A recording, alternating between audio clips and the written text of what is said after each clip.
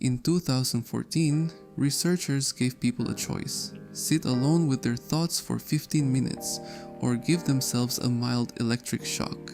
A lot of them chose the shock not because they enjoyed pain, because sitting in silence with nothing to perform, nothing to explain, nothing to manage felt worse. If you've ever felt your chest tighten during a pause in conversation, if you've ever heard yourself talking just to stop the quiet from continuing, this isn't a personality flaw. It's a documented human response. And once you see why it happens, you'll stop treating every silence like an emergency.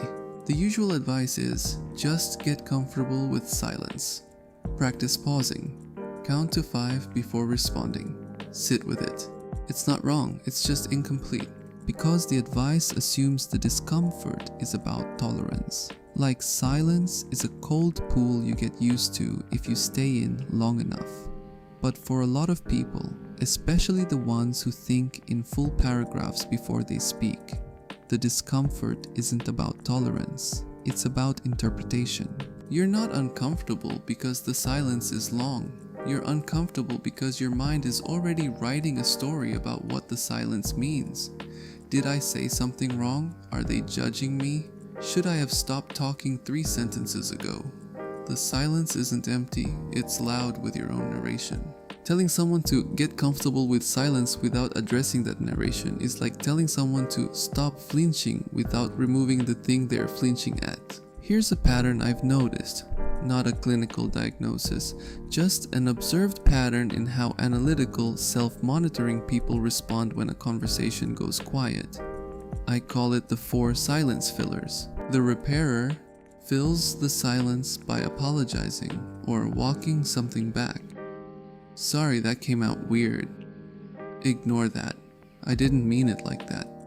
The silence gets treated as evidence that damage was done, so it gets preemptively repaired. The explainer fills the silence with justification, adds context nobody asked for, over-clarifies a joke, a request, an opinion, because an unexplained pause feels like an opening for misinterpretation. The redirector fills the silence by escaping it, changes the subject, asks a new question, cracks a joke, anything to move the conversation forward before the quiet can mean something. The scanner fills the silence internally, not out loud, doesn't say anything extra, but spends the quiet running a background analysis. Did that land? Was that too much? Are they okay? The silence looks calm from the outside.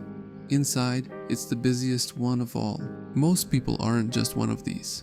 You probably recognize 2 or 3, depending on who you're talking to and how much is at stake. Here's the friction point. No matter which one you recognized, you can name the pattern, but you can't see it happening in real time, in your actual conversations with your actual triggers. It's easy to nod along to the scanner right now. It's much harder to catch yourself doing it mid-sentence tomorrow.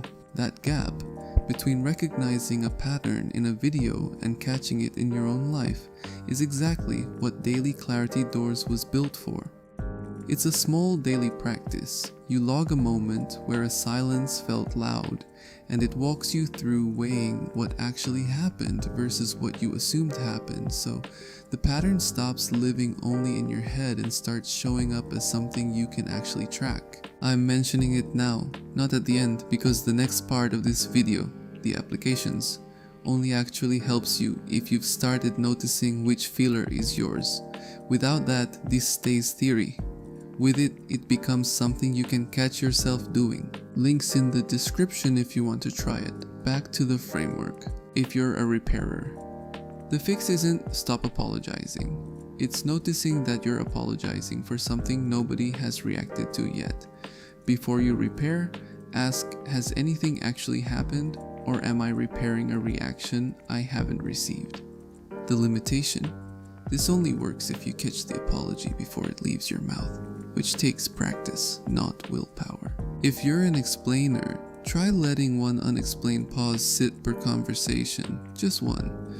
Not because explaining is bad, but because you've likely never tested whether the explanation was necessary or just reflexive. The limitation, this will feel unbearable the first few times. That's not a sign it's wrong, it's a sign it's new. If you're a redirector, notice the exact moment you change the subject and ask what you were escaping. Sometimes it's genuine boredom, often it's the silence itself. The limitation, redirecting isn't always bad.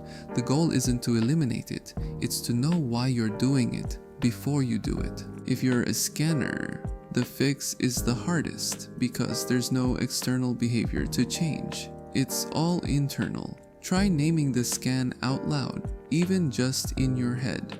I'm scanning right now. That single act of labeling interrupts the loop just enough to loosen its grip. None of these applications are a cure. They're a way to shrink the gap between the silence happening and your story about it forming. This becomes a system, not a one-time fix, if you run it like this. 1. Notice the silence. 2. Notice which filler you reach for. 3. Ask if anything has actually happened, or if you're reacting to a story. 4. Choose, repair, explain, redirect, or let it sit. On purpose, not on reflex. 5. Afterward, check what actually happened versus what you predicted would happen. That 5th step is the one people skip, and it's the one that actually rewires the pattern. Without it, you're just swapping one automatic response for another. With it, you start collecting evidence that the silence you feared usually meant nothing at all. Here's where this stalls. You can get good at noticing your filler and still feel the anxiety every single time.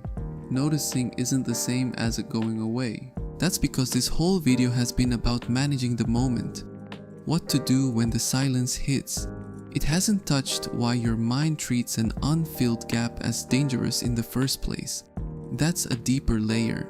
About what you actually believe will happen if people see the real unedited, unnarrated version of you. That's a different video.